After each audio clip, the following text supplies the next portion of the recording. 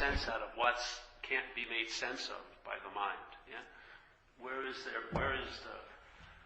if you planted a flag in the river and claimed it, what are you actually claiming?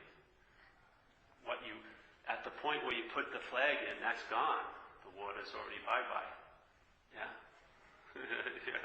It's just like a phony little statement. This is me. Yes? And then all the verbing that I can see is happening through others and through me and through things. I'll just say, we're the ones that are doing it. Yeah? I'm the one that's doing this stuff.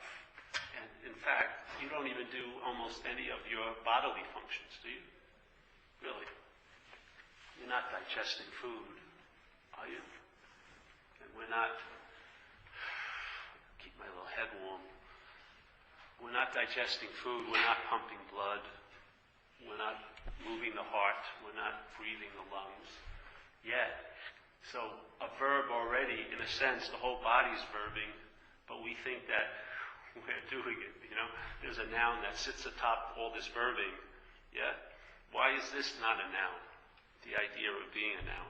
What is that? Not a verb. Yeah? The mind is doing what the lungs do. It's producing a sense of self. That's what it does. So it's selfing all day. It's verbing. And what it produces is a sense of being a noun by recognition as the body. So this is my flagpole, the body, and I state my claim. All right? This is my life. It comes from here. And it's happening to here. Yeah? And wherever this here goes, it's the center of my world. Yeah?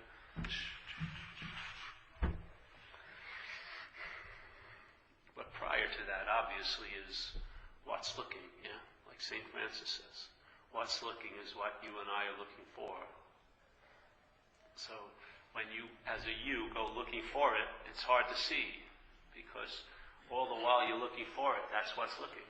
It's difficult to have it click, yeah? Because you assume, there's an assumption that you know what's looking, which is me. So all the while you're looking for it, that seeking disguises what's looking as a you. Yeah? And it's because of the sense of being the you that there's a drive to look for what's looking. Because like St. Francis says, what's looking is what you're looking for. But we keep looking for it in things, usually, in places and activities and things I can do with the hopes that that will give me an experience of what's looking. But you can't have an experience of what's looking because you're what's looking. Yeah? You can't. If you are what's looking, how can you be a subject to have an experience of it? Yeah. If you are what's looking, how could you become something else to have an experience of what's looking? There would have to be a real you that could look for and find what's looking, because it would be different than the real you. But we're saying you are what's looking, and therefore the you that's looking for is just a verb. Yeah? There's the seeking, and in the interpretation of that movement is a noun is placed in. Yeah? The selfing, which is part of the seeking, yeah? Selfing, seeking, seeking. But the selfing gives up a feeling of being a noun, and now the noun claims the seeking, and now you're the seeker. Yeah? So, but all there is seeking going on. Yeah? But the mind goes, no, I'm the seeker. Yeah? I'm the seeker. But that's just like, here's the verb, and one of the first set of verbs goes like this. Becomes a noun, seemingly, and then it claims all the other verbing. So, like, you'll have an opinion about what you do, but where did what you do start, really? It started with the sense of being the doer. Really, yeah? But the question's never at that sense. It's always about what I did, and I shouldn't have done, and I should do, and I shouldn't do this, and I shouldn't do that. But part of all doing is the doer. That's also a verb. Yeah? The feeling of being the doer is just as much a verb as the doing. Yeah? It's the same, but the mind implies a meaning with the first set of verbing as a noun, and then all the verbs are claimed by this other verb. And this verb goes, I'm doing and having and seeing and feeling and tasting, and this is my body and my time, and you're doing this to me, and there's verbs coming this way and verbs coming out, and I don't like these verbs, and I'm going to try to do something and move myself over here and get some new verbs, but this is all a verb also. There's no noun to be found. It's all a verb. And your consciousness, yeah? And you can be conscious of that fact, yeah? But you'll be unconscious of that fact as a you. Because you'll think all the doing and having starts from here, outward. You don't realize this is part of the doing and having. The mind's doing and having a sense of being a you. It's just verbing another, yeah? Just like if you went running, the mind's selfing. When you go running, your body may sweat and get tired and get endorphins. The mind, when it's selfing, gets really agitated, gives a lot of meaning to things, and seeks and hates and loves and desires and abhors and all like that. All based on a confined paradigm of duality. Yes? It can only think either or. It can't think holistically because there's no holistic thought. Every thought is a separate, yes? Either or, yes or no, black or white. There's no holistic thought from the thought system that generates the feeling of being a self. You're never going to get a thought that's holistic in it. It's like pairs of opposites, good, bad. Yeah. It's like deals in pairs of opposites. Yes. Good, bad, yes, no, right, wrong. It can't do anything else. It has its limitations. The thinking is defined by the system it's in, which is self-centeredness. So its thinking is all rooted in a self, yes? The self has a determined way of looking out from selfing, which is split. It sees black and white, dark and light, love and hate. It gives levels and degrees. And it's just like, puts its own template on, let's say, the space, and makes a different story out of it, yeah? You can be close and far. You can feel connected and disconnected. And they are authentic feelings in an inauthentic place. There are authentic dream feelings, but they're inherently a dreamt feeling. Yeah? But they're authentic. While you're a dreamt object, it's going to feel as if it's as real as it can be. To who? You. Because by it being real, you seem to be real. But neither of them are real. Yeah? Doesn't mean they don't have effects in the dream. They do. They have effects on the dreamt object. So you get sick, the body's going to suffer. It's going to have pain. Yeah? It's going to feel run down. All like that. And then if you think this is you, then you're going to take this world as being real, and viruses and bacteria as being real, as if they're inherently separate entities that can affect you. And yet here it seems like that. And from this point of view, there's no way out. You're never going to leave selfing as self.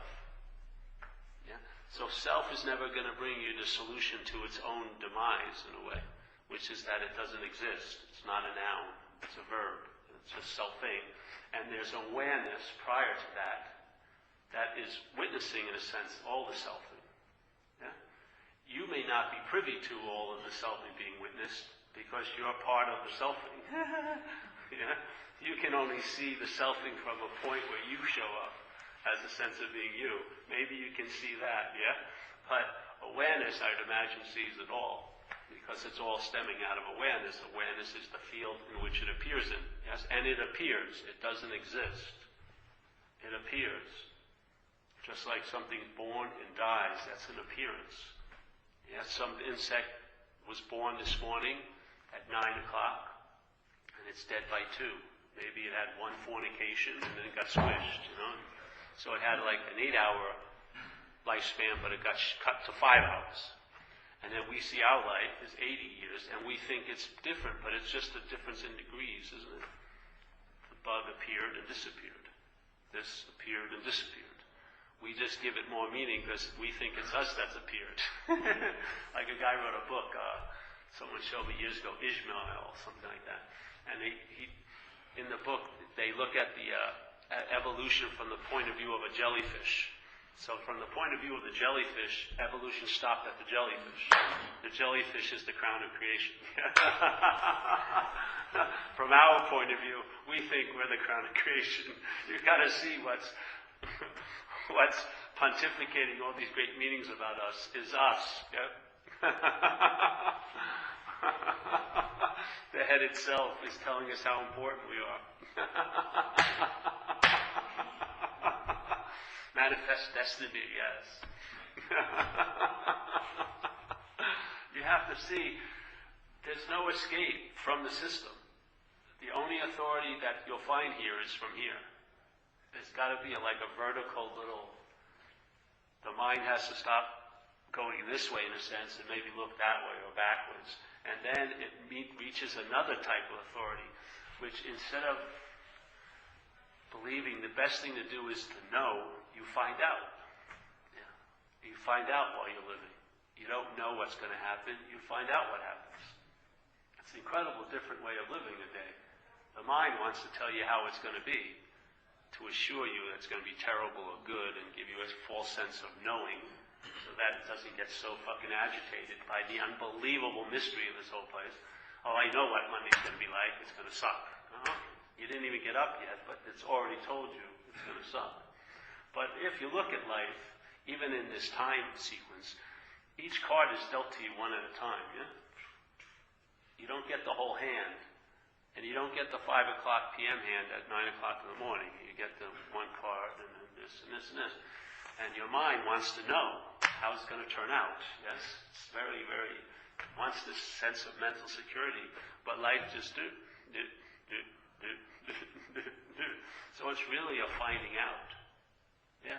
Knowing or understanding to me is just the basic introduction, like say, to this message. It's not the end all and be all. It just opens you up to start knowing in a different way, which is basically finding out. Like staying in like an open vacuum, and then downloads occur and things arise and show up when they do. And if they don't, they don't. But that I don't know is really the greatest security here. Insecurity is the greatest security. Because you just stay in the I don't know, and then you find out. And then that kind of knowing is much deeper than this knowing. Yeah? When you read a book and you think you know something, that's ridiculous. That's just on a very shallow, it's like that Jethro Tull song, you're skating on the thin ice of a new day, yeah? It seems like it's solid, but it doesn't really hold any weight. But finding out is really something, it's like you get drenched in something, yeah? Like you put in the dye, and it really soaks the cloth, yeah? You find out what it's like. You don't know what it's like, you find out what it's like. It's a different way to go. And it's just a matter of how the mind is formulated. If it's formulated in self-centeredness, its drive is to know, obviously, and to be right and to be special. It's three basic drives, really. It wants to be right. Even if it doesn't know something, it wants to be right about not knowing it. It wants to make you wrong about knowing it. And then it wants to be special. It wants someone to see it as special. Yeah? And then it wants to be, what was the other one? Special, right? And knowing. And it wants to know. And it'd much rather have secure misery if it knows it than the unfamiliarity of spontaneity. I saw my mother, that's what happened with her. She was very vivacious and incredibly powerful, alive woman, and then she became alcoholic in her later life. My father died. And she basically ended up laying on a couch after work every day, drinking Schaefer beer, falling asleep. And when I'd come home, and I'd put on the TV, and we had a house, we lived in a two-family house, we were on the first floor, and there was two driveways and another house, and she'd be out cold, and as soon as I try to turn the volume up so I could hear it, yeah, she'd wake right up. What about the neighbors? I said, Jesus, Mom, the neighbors I can't hear this. You know what I mean? I can't hear I'm like this on the TV. What about the neighbors? Turn that thing down. Her whole life was based on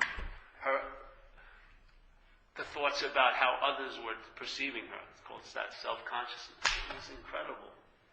Yeah.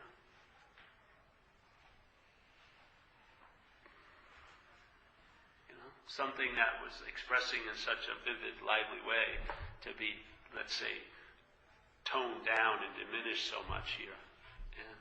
That's what happens here. Just like in our lives as recovered people, we were in one dualistic movement, addiction, and now some of us are in the other swing. Everything here is just a movement. Yeah? The verbing here is like in a wash basin that something's going like this. So everything goes zhoot, zhoot, zhoot. Like my old Tai Chi teacher, I used to call him and say, man, I'm really feeling bad lately. I've been feeling bad for about 4 weeks. And he said, congratulations. I go, what do you mean congratulations? He says, well, I've been feeling bad for 4 weeks. You're going to be feeling good pretty soon. And if I would say I've been feeling really good for a while, I say I'm sorry, because you're going to feel bad. Because it goes zhoot, zhoot, zhoot, zhoot, and you can't stop that if you're made by this and that. The you is like in the middle of the seesaw. Yeah, you go here, you go here, you go here, you go here. Yeah, this is never going to be like that. It's impossible. What to do is to take this out. Then it just drops. If you take the sense of the self out of it, then you're freed from that dualistic swing. Yeah. Your sense of a day isn't like when people go, did you really have a good time this last trip? It doesn't even correlate in my head anymore what a good time is. There's just always, always. The underlying context is the same every day, all day. And then there's all this little, like, finger puppet activities going on, and this is one of them. And then it just gets dismissed, everyone goes to sleep, and then it's really, every day is basically, there's not a day, you know? It's just one. Well, I have a question on that.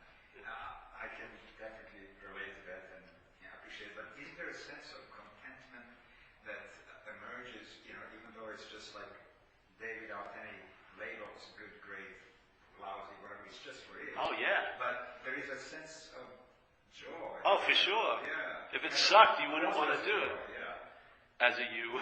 No. Yeah. Of course, it's an incredible state because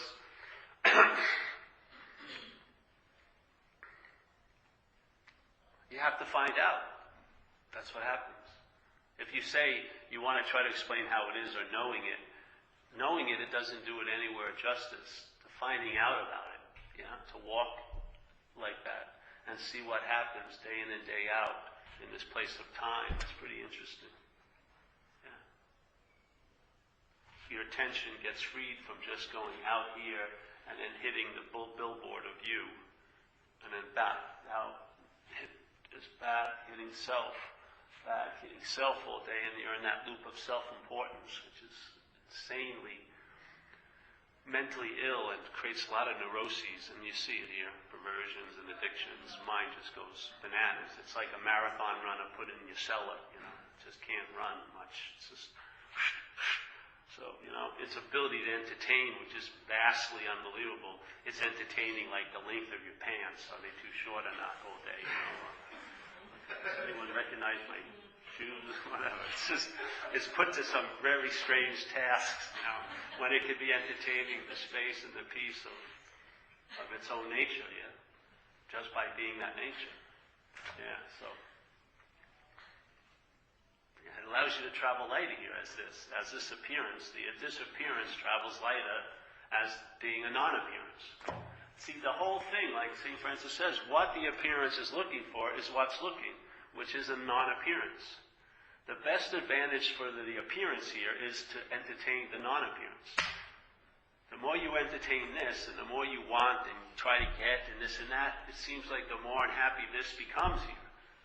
If you lose interest in yourself and gain interest in others, your sense of contentment grows. So it's more of a disappearing act here than a becoming more of my authentic self, but to realize there is no authentic self. So in the sense of disappearing is the joy. Like they say, in a way, you really are the absence of this presence. This presence, you are actually the absence of this. In other words, if we move this chair like I always do, And so let's say the chair seems like it's present, yeah? This is what's present. And we take the rug as being here longer, and maybe this longer, but the chair seems to have appeared earlier and is present. But there's not much recognition of the space. Yeah? But if you took the chair away, there would be no effect that the chair ever had on the space. And the only way you would remember the chair was there by memory. You weren't seeing it anymore. It would be like it was never there. That's sort of what it's like. We're really like, this is an appearance in this space. And I would say we are more space-like than appearance-like. Yeah? And even with being driven to bring about a contentment and joy and happiness in the appearance, the best thing the appearance could do is entertain. It's not an appearance. Really. Yeah. Not entertain space as an appearance, but entertain it's not an appearance. Not to be seemingly this and entertaining that space as if as this is going to have an experience of that, but to entertain I'm not this. Yeah? Then more space floods in your life. Yeah? Your lens gets opened up. And, it's not just pointing outward and recognizing things. It's sort of open. Yeah? And then downloads shoot through, but they don't come through the conditional mind. They come through another point of access, and then they get like if something happens with me, there's no thinking about it. It just goes somewhere in a sense, gets digested, and then gets regurgitated through me. And whoa, wow, yeah? And it's like a download. But the download isn't coming from studying and knowing and this and that. It's coming from finding out. It's like walking around, hey, what the hell's happening here? Yeah. So because really, where would you want to have any... Truth has no value other than here, really.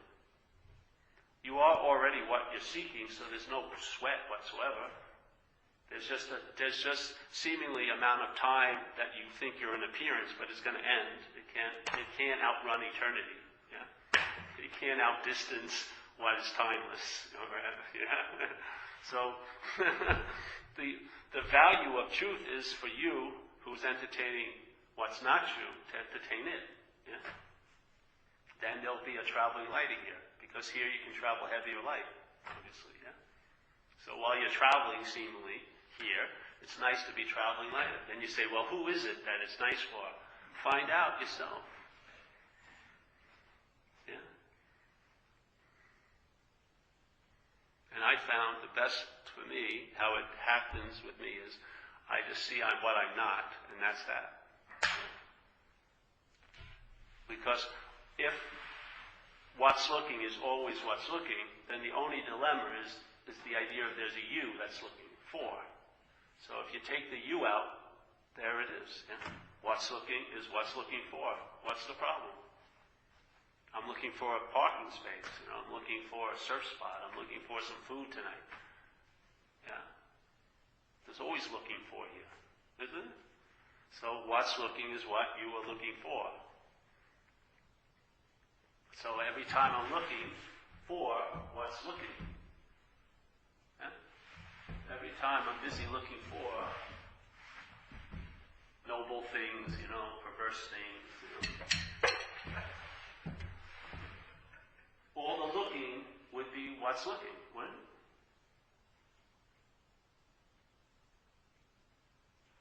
Every moment, what's looking is demonstrating itself or being interpreted out my head as me looking for. So what's the big problem? The big problem, in a sense, if there is one, is the me. Just I'm not that me, and then you'll notice what's looking while you're looking for you, which is what's happening all day. Yeah? You'll notice while the looking for is happening, what's looking. And maybe your seeking will stop, or whatever, because obviously, if you realize you are what you're looking for, something's going to change, yes, obviously. How could it? Yeah, it's just obvious. Yeah. So you see, oh, and then it's not like you have to be in a special kind of looking for, yeah, to feel like it's okay to recognize what's looking. You don't have to be wearing robes or be at a nice mountain with the wind blowing your hair. Or it can be taking a shit. You know, it can be anything. It's all day is what's looking, and all day that's what you're looking for. But the great news is you're looking as it. Yeah. Instead of looking for it, just entertain, I'm not that which is looking for it, and that's looking as it, because you've been looking as it the whole time. If that statement is clear and true, what's looking is what you're looking for. So obviously, what's looking has been where you've been looking at at all times. It's not like something that you did to bring it about. It was always evident, but there was a missing of it because you were identified with a you, which puts you right in the mode of looking for. Because if you're a you as this, you need something. Obviously. Yeah? You immediately, when you recognize this in this life, you're gonna need something.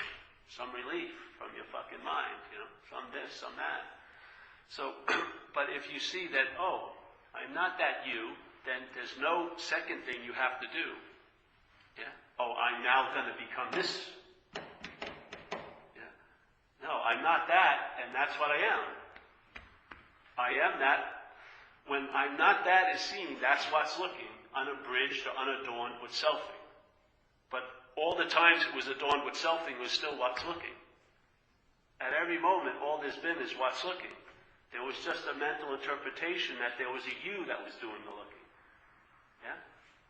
And then that gave the mind the right, in a sense, to start vomiting, selfing over everything and having opinions of what I'm looking for and what they're getting and what this, and then just having this whole realm of mental selfing becoming so attractive to our attention and interest, because our attention and interest is like a hound dog who got a scent of a piece of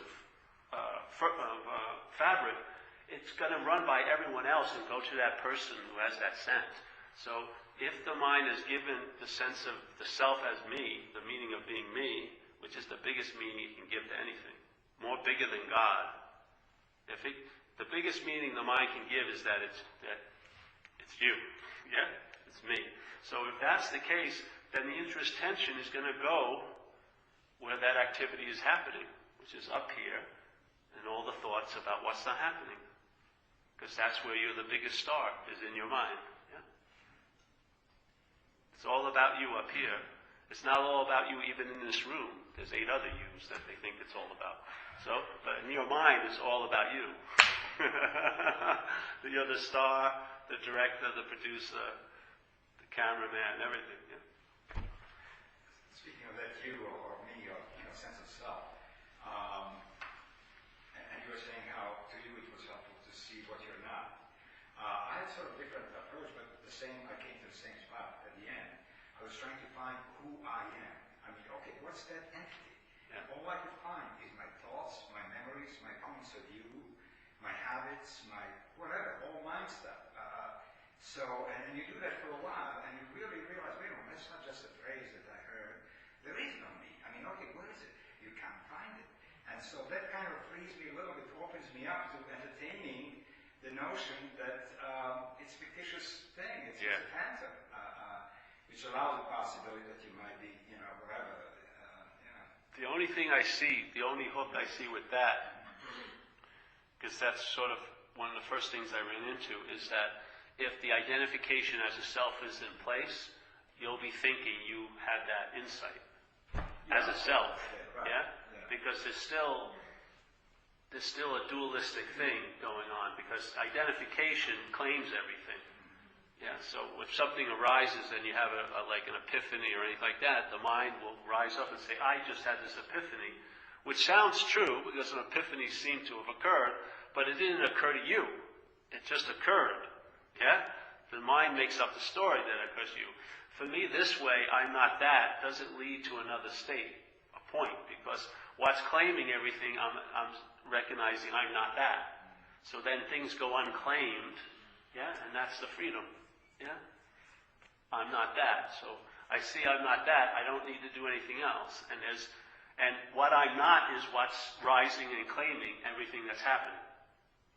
Yeah? It's not, I'm not that. I can say that. But what I am not is that mental activity that rises and claims everything with the assumption that I'm a body or a spirit in a body or some kind of individual soul that has a characteristic of Paul. And that's what's, yeah? No, I'm not that. Every time that sense of being Paul rises, I'm not that. Yeah? So as soon as you see, so the verbing is going on, and then you see the little verb that tries to go like this, and you go, I'm not that, and then the verb goes, and it tries to get, it's like always appearing before consciousness as the camera, but it always wants to put itself behind consciousness and say, I'm seeing, I'm doing all this, I'm having all this, yeah? But it never can be prior to consciousness, because it's a mental process, the sense of being a self, yeah? So it can never switch this position, and which it does all day by saying, I'm seeing, I'm hearing, I'm feeling, I'm tasting, I'm touching, I'm cognizing these thoughts, I'm the one, yes? So the mind always wants to become an authentic self and put itself to perceive consciousness, but consciousness in just dirt shit level recognition is always prior to. Yeah? There's always the seeing. Like you see a bird, let's say it's a pigeon, and you don't like pigeons, so you see the bird. Oh, I don't like to see that bird, but you saw the bird. Yeah, the bird was seen. There was seeing going on. So, and just like people say, oh, they get a feeling. I don't want to feel that, but they already felt it. Yeah, their reaction is, I don't want to feel it, but it already happened. Yes. So you can see conscious contact is prior to the mental reaction, which is the formulation of being a self. So the conscious contact is switched by the claiming, yes? The mental process claims it as the body, and now the body is what's conscious. So when I saw my friend, my uncle, dead, I thought my whole time I knew him that he was the body, Uncle Fred. And then when I saw him dead in that casket and I looked in, I had a very, very strong hit that that's not Uncle Fred. Yeah? And now, in hindsight, I realize I was assuming that was Uncle Fred because I was assuming this was Paul. So if I give myself this identity, I give you that identity. But when I saw Uncle Fred dead, there was a feeling that wasn't what I was calling Uncle Fred. And if I would have taken parts of Uncle Fred's body, put in a live body, they would have worked. But they weren't working now. So obviously the brain isn't seeing and the eye isn't seeing because the brain could have been intact, but it wasn't seeing anymore, was it? It wasn't generating any sight. But if you took that eye with another body that was animated, and that eye would see, it would produce images and send to the brain. And those images, because the brain had a different sense of itself, would produce a different sense of itself, saying, oh, I saw this, and would maybe have different opinions of what it saw than Uncle Fred's eye would have had in Uncle Fred's head. Yeah? So the eye doesn't have the opinion. The eye is, and the brain, no matter what it's doing, selfing, isn't able to produce it without consciousness, without something enlivening it, yeah? Without something projecting the juice to show the movie. Every projector needs one thing, light. You can have the greatest projector of all, the greatest body and the most intelligent brain and this and that, but without that light coming through it, it's fucking like Uncle Fred's body. Yeah? And if you took that brain out, I don't think they last long. So the undifferentiated light comes through us in a sense, let's say that, and it doesn't come through this body really, but through this body appears, and through this appearance, it's like all different lenses, the light gets differentiated and now is seen to be other and this and that, different sizes and space, but all in the context of space, yeah? Without space, nothing could appear. Just like in the sky. All that shit moves through the sky but never affects the sky. No matter what I ever do here, I can't hit the fucking space, you know what I mean? I'm going to affect you. I'm going to show my relevance by affecting you, space. No. Because actually, as an appearance, I'm irrelevant. Only to you I'm not, maybe. But I am irrelevant in the context of space. Yeah. As this. But I am that space.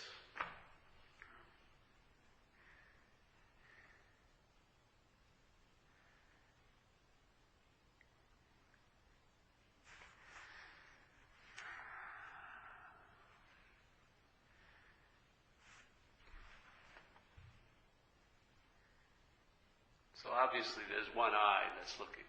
Yeah. Natalia, Ryan, everyone, Ryan, Jeff, Boogie. There's one eye that's looking. Yeah. The verb of looking occurs. The mental reaction is I, Paul, am looking at Natalia. Yeah. But Natalia, Paul are part of the verb of looking or seeing. Yeah? The whole event isn't like I'm seeing that. That's called seeing. Yeah? A pseudo-subject sees a pseudo-object, and that's the experience of seeing. Yeah? But in fact, this I that's seeing is the same I that's looking out of your head, looking at me. So really, there's only one I that's seeing, hearing, feeling, tasting, and touching here, through all of these different camera locations, so to speak. Yeah. Just one eye.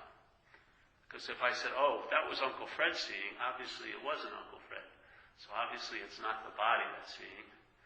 And the brain, even though it was probably, could have been intact, was not seeing, wasn't having the experience of seeing made up in its only here. So like a lot of people believe it's only the brain experiencing everything. But without the light of consciousness, none of that could occur. So one eye looking seemingly out of millions of different camera tripods. Can you substitute that I, the word concept of I, with concept of consciousness? Yeah, spirit. Yeah. God. Yeah. God. You can say God if you like, whatever works for you. But there is only one. Not even one. There's no one. But there's just what's looking, and you'll never see it. How you see it is knowing what's looking. The verb of it, that's another form of seeing it. You can't see it as an object, and you can't know it as an object, but you can know it in a sense. You get an intimation of it as a verb, yeah? Something happens that you get a sense of it you didn't have before, because the idea of looking for it as a thing has been dropped, because you're not a thing, yeah? When you realize you're not a thing, then that's the way of seeing no thing. Now you're seeing, now you have the glasses to see no thing. But when you're wearing the glasses as a thing, it blinds you. It's like those glasses where it just blinds you to that one color. You can't see it. You put one color on, blue is taken out of all the things you see. Yeah? Once you put on a sense of glasses of being a thing, you're blind to no thingness. And that's all the looking for. You're looking for no thingness, but you're looking for it as a thing and from a thing. Yeah? That's the way it's hidden. Because no thingness is obviously, it's not a certain stationary, separate noun that everything issues from. All there is seeing. Yeah?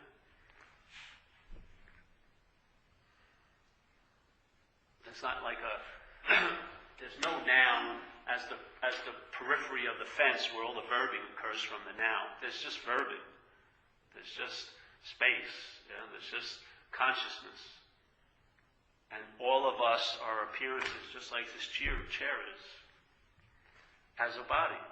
Doesn't mean anything right or wrong with that. That's just what it is.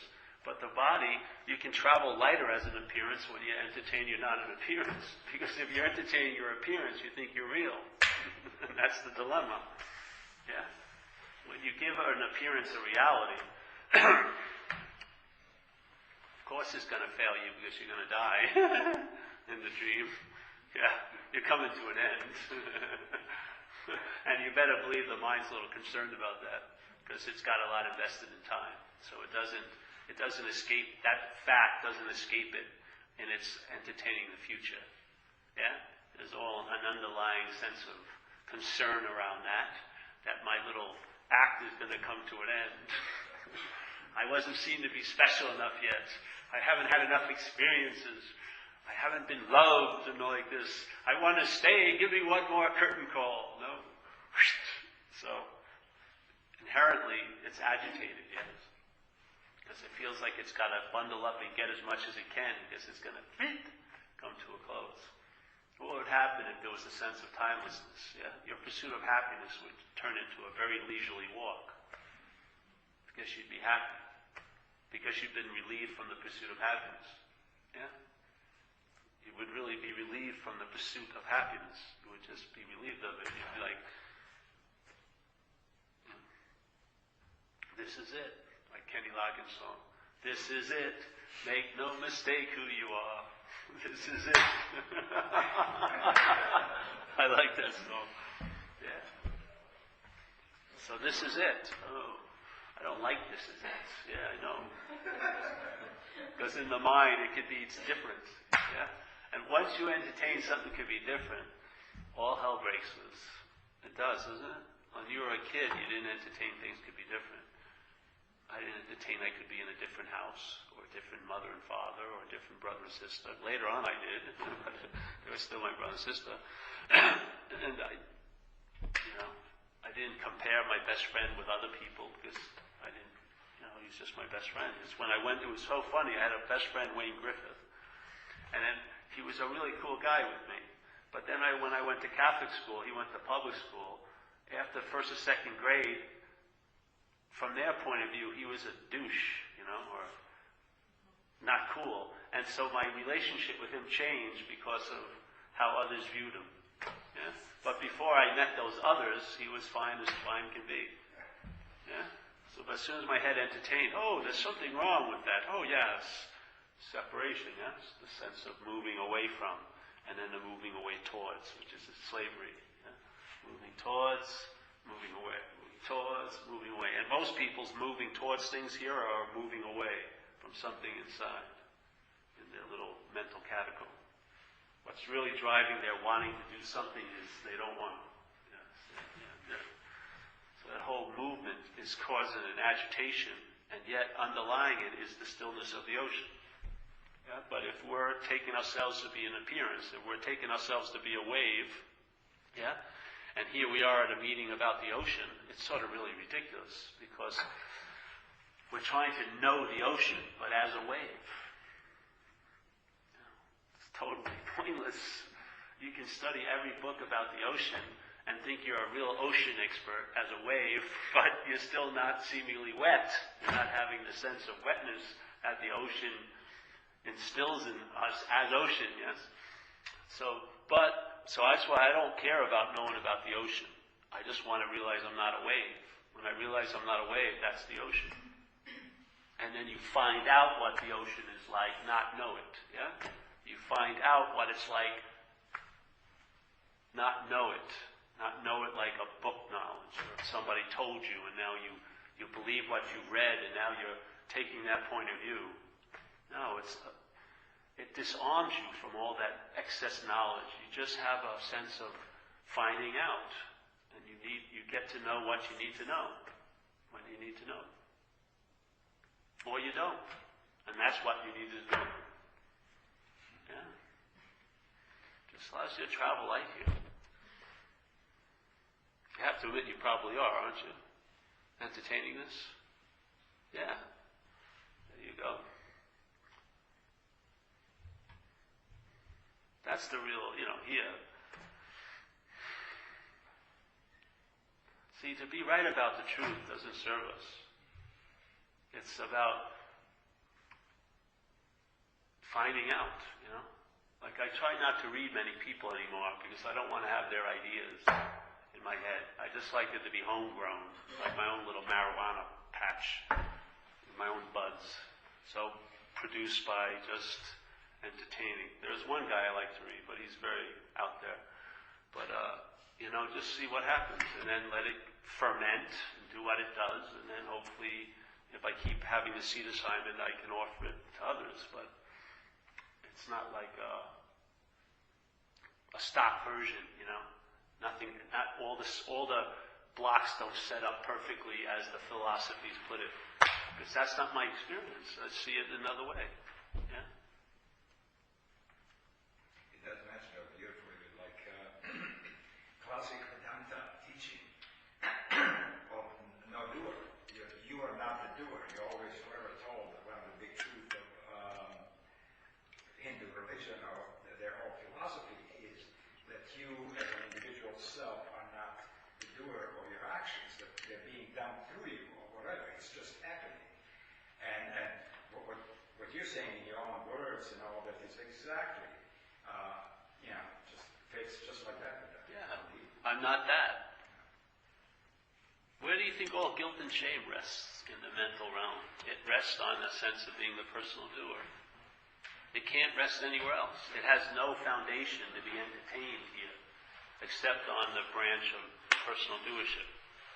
Yeah? The mind's entertaining of guilt and shame is all rests on you being the doer of the action. You're the committer or the omitter. Yeah? You should have done something you didn't do, or you did something you shouldn't have done. Yeah? So therefore, now you have thousands of birds of guilt and shame shitting all over you all day. You're sitting here. Are you going to try to shoot every one of them? Just cut the branch off. Take the branch which they rest on. When the branch is gone, there won't be any perch where the birds can shit on you.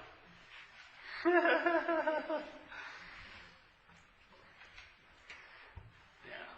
Then you don't need forgiveness. None of that stuff. There's nothing to forgive, really. Your most heinous act hasn't left one bit of an effect on this. It's really... You just see, it's in your irrelevance as this, that there's freedom in a sense. You just realize you're not the big shaker and doer that you thought you were. Yeah. It's very liberating. I know. There's a whole drop in the whole structure of your skeletal system, everything, because you're all tightly wound up. Life is going to be based on what I do or don't do. That's a lot of pressure. This is like, oh, fuck it. What the hell? I didn't do anything today. Uh-oh. My mental accountant. No value. No value today. What did he do yesterday? Nothing. Nothing. Well, I come up with zeros. Hallelujah. The zero is the greatest number of all. Nothing, everything comes from. My accountant got fired a long time ago. I'm not accruing any value in my life. What am I doing? Of course, if there's anything it's doing that's valuable, it doesn't see as valuable. But it sees everything it's not doing as very valuable. You'd be saving the world, but you didn't do your laundry yesterday. That would be the valuable point. Doing your laundry. It doesn't have any rhyme or reason. There's no logic to it. It just jumps wherever it can to try to hook you. It's like that. It's like here's the ocean of whatever verb, and then the mind drops a couple pieces of fish in there, like bait, yeah? And then the ocean of mind, its interest, because maybe it thinks that bait is about it, yeah? Moves up to the bait, and it's moving up to the bait and entertaining and being attentive to the bait. It gets identified with the bait, and then it becomes a fish. It becomes identified. And then the sense of being a fish is also a historical sense, because it has the trip of time going on in the mind. So it feels like you've been the fish for a long time. Being the ocean rising up to the bait is totally forgotten. And you feel like you've been this fish a long time. And then that hooks you for a while. And then there's something that occurs and you get freed. And then you're back in. And then something, oh yeah, I am a loser. Hooks you, and then you're in that sense, and then you'll never be enough for anyone. Oh, and it's a so what if you're never enough for anyone? It's the meaning the mind gives it. If you're never enough for anyone, who cares? I mean, what does it really mean? It only means a lot to the mind that wants to mean something to somebody, isn't it? So you're never really reacting to what's happening. You're reacting to the meaning the mind's giving it. So one girl leaves you and another girl leaves you. The one girl was just casual acquaintance when she leaves you. The same event, yeah? Not much effect. But then this other girl leaves you and she was a fairy princess in your head. Huge effect. But they're both the same act. Some woman left me. But the meaning my mind gave it was much different. And of course, the mental experience and suffering around it becomes much different.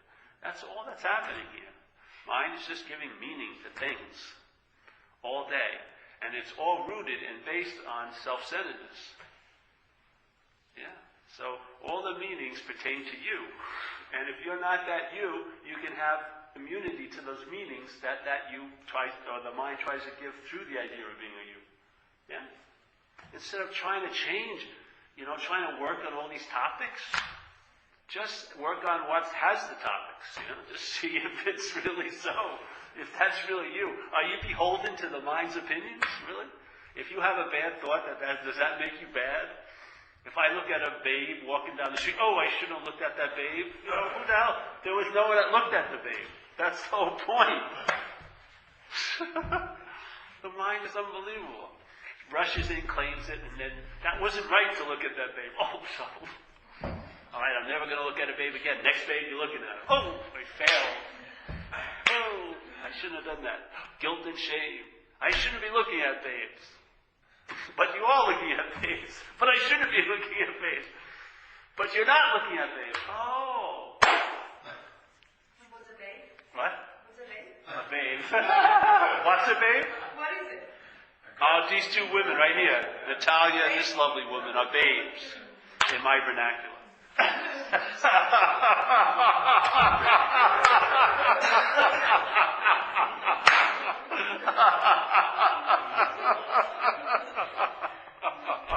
And I'll keep looking at babes, because I'm not looking at babes.